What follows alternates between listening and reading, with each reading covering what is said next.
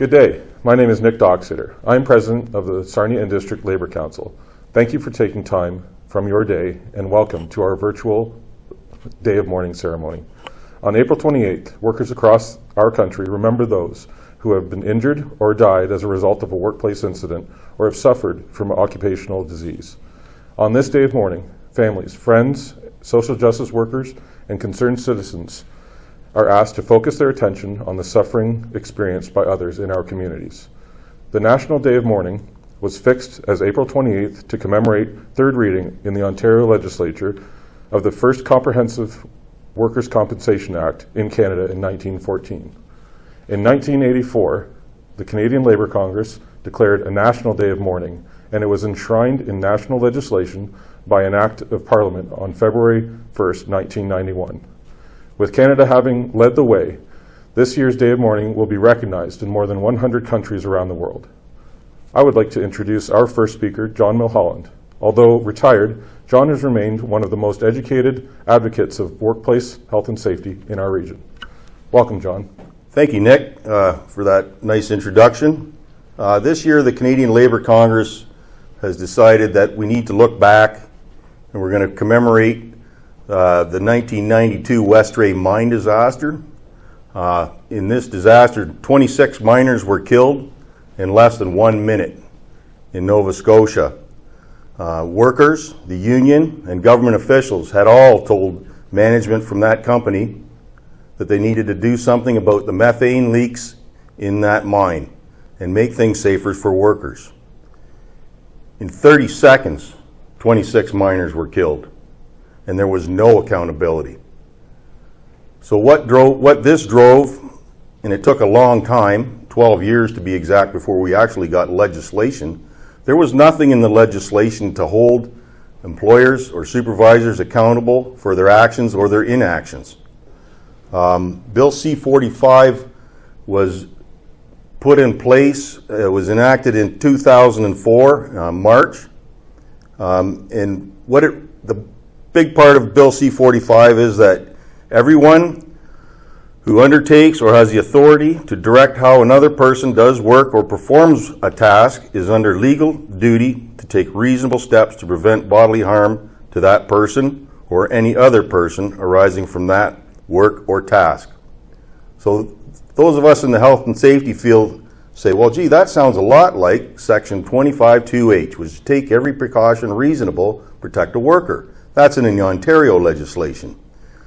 Prior to this going into the criminal code, there was nothing in the laws that could help, that would hold these people accountable. Fortunately or unfortunately, I'm not sure quite how we should look at it, there have been very few convictions under this legislation since it was enacted in 2004. In fact, less than a handful.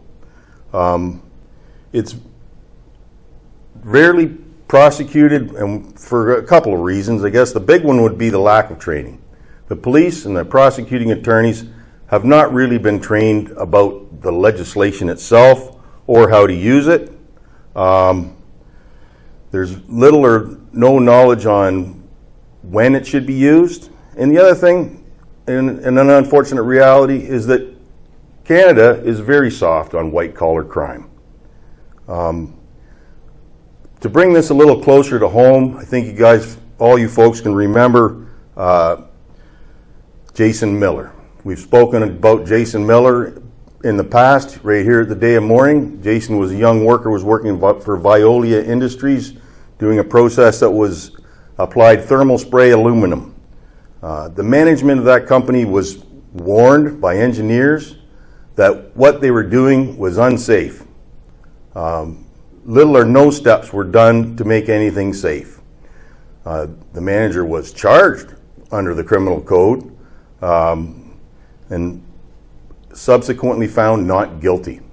So it all brings it home, and it's an unfortunate reality, but that's what it is. So I think we need to push hard to make sure that people are held accountable. Next, I would like to welcome June Weiss, a recent retiree of OPSU and employee at Blue Water Health and current co-chair of the Sarnia-Lambton Health Coalition. She will be reading A Lifetime of Regret.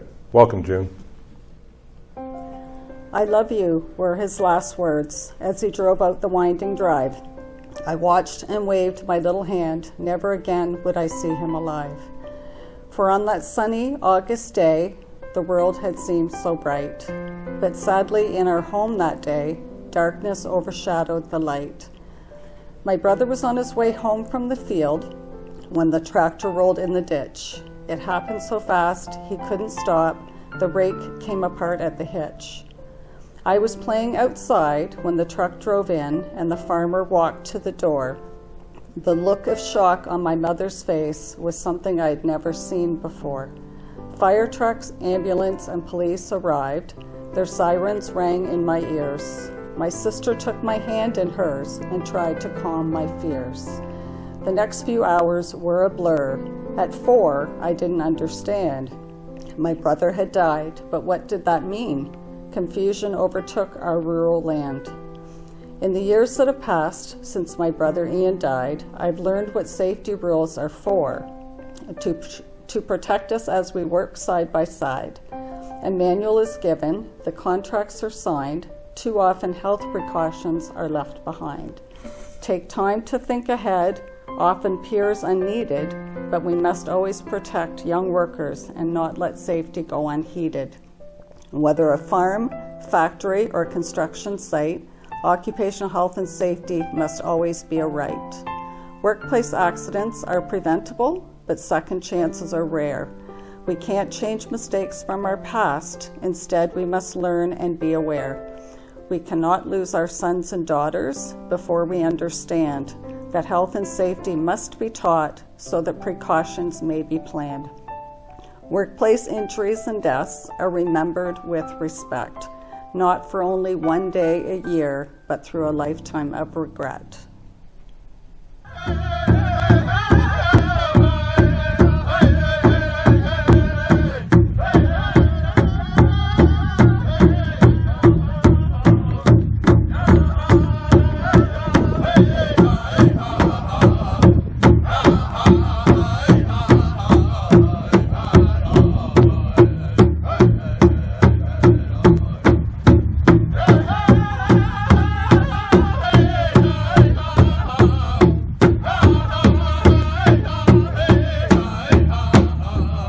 Next, I would like to introduce Sandra Kennard. Sandra is the chair of the Victims of Chemical Valley and has been for more than 15 years. She has been involved with the local Day of Mourning ceremonies for more than 20 years. Welcome, Sandra. In June 2019, a group of occupational disease clusters and injured workers in the province of Ontario came together with a common cause. Why? Our purpose was clear: to change how WSIB adjudicates claims. And why?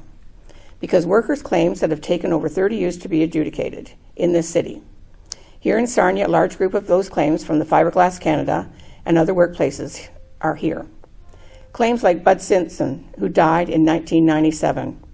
Norm Brain, his wife Catherine died this year, and he died in 2001. And there was no acknowledgement for any of these. Where's the justice that's going on for these workers and for these spouses? Now I ask you, what does justice look like to you? It was for this reason the Victims of Chemical Valley and the other clusters came together, hoping to have a larger voice, that we would be heard finally. We all still maintain our own autonomy and individual autonomy, but we are all members of this group. Our group's name became the Occupational Disease Reform Alliance. We agreed that our first task should be, and it was 4 demands. Our 4 demands were: compensate occupational disease claims and workplace patterns when work-based patterns exceed the common community level. Use the proper legal standard, not the scientific certainty. Expand the list of compensable diseases presumed workplace related. Account for multiple exposures combined to cause diseases, the cumulative effect. We have taken these demands to the Minister of Labour, Monty McNaughton, hoping to make change and have our claims adjudicated more fairly. We met with the Minister again and requested the same. We wrote to the legislature. We wrote up a legislative private member's bill just recently. A plan to fix Ontario's broken WSIB system, it's called, justice for victims of occupational disease. Still, Mr. McNaughton has not taken that, so Wayne Gates, the MPP for Niagara, has taken that up and has announced this on our behalf. We are looking for change as nothing in the WSIB system has changed in over 28 years. We will stay the course and fight for change. Workers, widows, families, and injured workers. Lastly, for closing remarks, I would like to introduce Joel Bissonnette. Joel is the president of OPSU Local 128, who represent the Sarnia jail staff. Joel is also the first vice president of the Sarnia District Labor Council. Welcome, Joel. As president of my local, thank you for taking the time to join us today. There are more vulnerable workers than others, but any one of us could be next to suffer a workplace injury or to be diagnosed with an occupational disease. We encourage you to light a candle in memory of a family member or friend as we continue to promote prevention in our communities and workplaces. In Sarnia, the Sarnia District Labor Council, Workers' Health and Safety Centre, Victims of Chemical Valley, and the Occupational Health for Ontario Workers, we all invite you to remember those lives we have lost and the many who suffer as a result of hazardous workplace exposures. The National Day of Mourning serves the prime purpose for which it was instituted, to create safer workplaces so workers can end their working lives in dignity and good health. This is Joel Bissonnette saying be an advocate for health and safety and stay safe.